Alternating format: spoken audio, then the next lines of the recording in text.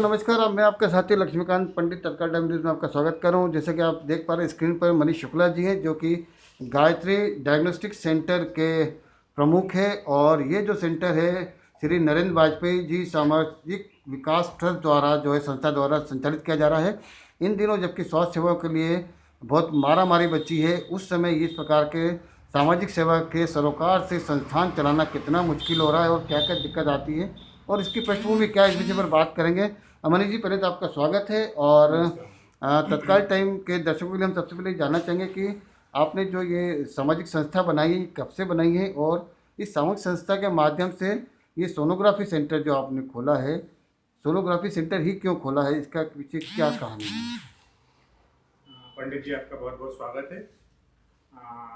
आपका जैसा कि प्रश्न है कि इसके पीछे क्या उद्देश्य है। अन्य सेंटरों से इस सेंटर में बहुत फर्क है।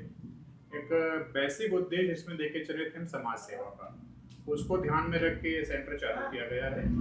इसका अन्य सेंटरों में और इसमें बेसिक अंतर है। यहाँ का हमारा उद्देश्य एक समाज सेवा को लेके इसको सेंटर को चालू करना है। यहाँ का स्टाफ का व्यवहार अन्य जगह कॉमर्शियल स्टाफ का व्यवहार में बहुत फर्क है। वहाँ के अन्य सेंटर जो हैं वो आर्थिक लाभ के आधार पर संचालित हो रहे हैं। ये हमारा जो सेंटर है आर्थिक लाभ पे संचालित नहीं होते हुए केवल सामाजिक सेवा के दृष्टिकोण से संचालित हो रहा है। यहाँ के शुल्क दूसरे सेंटरों से बहुत कम हैं और यहाँ की सेवाएं भी उत्कृष्ट हैं।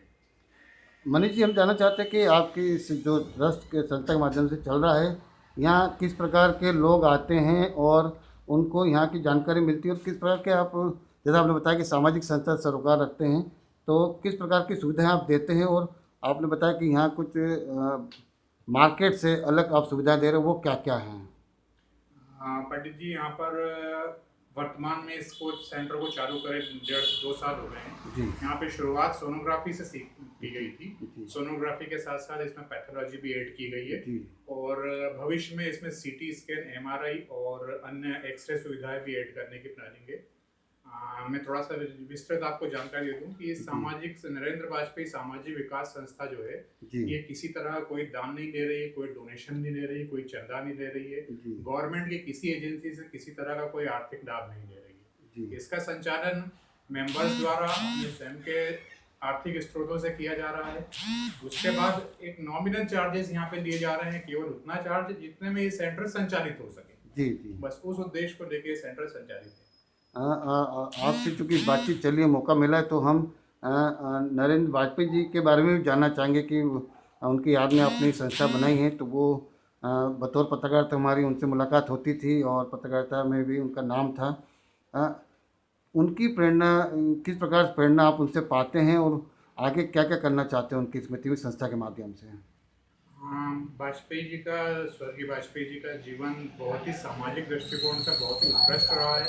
उन्होंने अपने जीवन काल में कई सामाजिक कार्य किए हैं। उदाहरण के तौर पर उन्होंने अपने जीवन काल में कई गरीब बच्चों को लिए शिक्षा का व्यवस्था की है, वार्षिक फीस और किताबों की व्यवस्था करी है।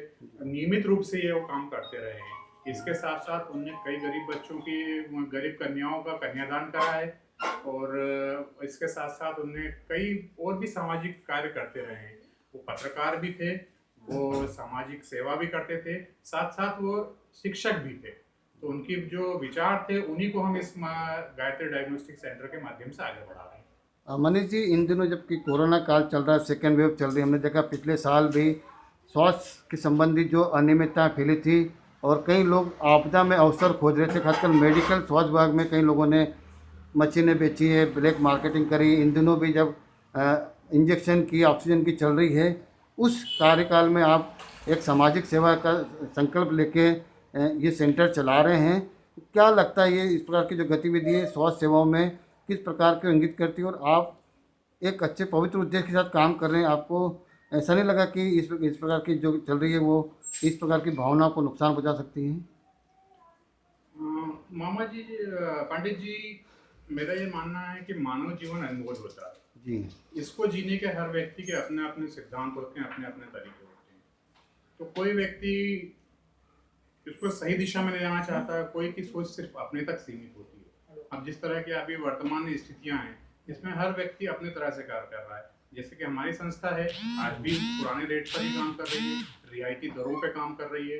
कोरोना काल में लोगों ने अवसर तलाशा, ब्लैक मार्केटिंग करी, कई चीज़ें करी, पर हम उन सब चीज़ों से दूर हैं। जैसा कि मैंने आपको शुरू में स्पष्ट कर दिया कि ये सेंटर आर्थिक लाभ के आधार पर काम नहीं कर रहा है, ये सिर्फ सामाजिक सेवा की दृष्टि से संचालित है।